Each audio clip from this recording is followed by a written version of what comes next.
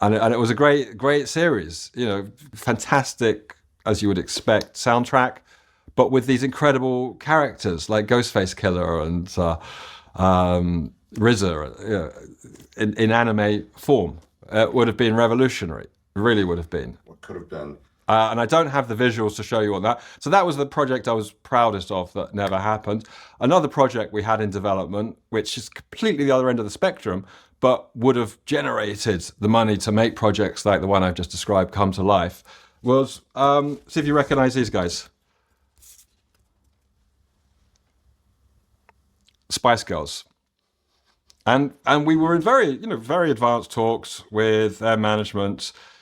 These development cells were produced with Studio IG, and we did a lot of work in creating Girl Power the anime. Now, how goes it, folks? Jolly Yellow talking to you. What you just saw there was a clip from an interview with one of the former main brains of manga entertainment, manga video, US Manga, US Manga Core, a company that went through a lot of changes over the years. They typically did distribution of anime in the United States despite being called manga, but never mind that. That was Lawrence Guinness, one of the former main brains of that company, and he was talking for a few moments about some unrealized projects that never made it to production or release. Not only was there apparently also a Wu Tang Clan anime that was all the way up to the point where it was, it had been named. There had been some basic drawings and artworks of it, and they were actively working with members of the Wu Tang Clan to do this. But there was also apparently a planned anime based around the Spice Girls, which also had advanced to the point where there were a couple of sales, which is what he was showing there in the video. But he said they were actively talking with the Spice Girls and their management teams about getting this going, and then for some reason it just never made it off the ground.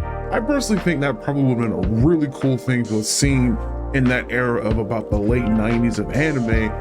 And it definitely would have helped bridge the gap even more to have helped brought anime over to the United States a whole lot sooner, and it probably would have gotten into the United States, and manga culture or anime culture in the United States probably would have blown up a whole lot faster than what we saw here, because then you have mainstream music stars that are known in America, huge following, huge presence, and then boom, they've got an anime out.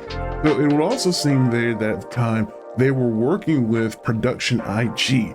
And if you don't recognize that name, that's the studio that did the anime for Ghost in the Shell standalone complex. So what do you think? Would you have watched the Spice Girls anime? Mind you, this is back in the late 90s, maybe early 2000. I'm gonna admit, I probably would have watched it myself and probably would have enjoyed it because, Production IG, and I was an anime fan all the way back then.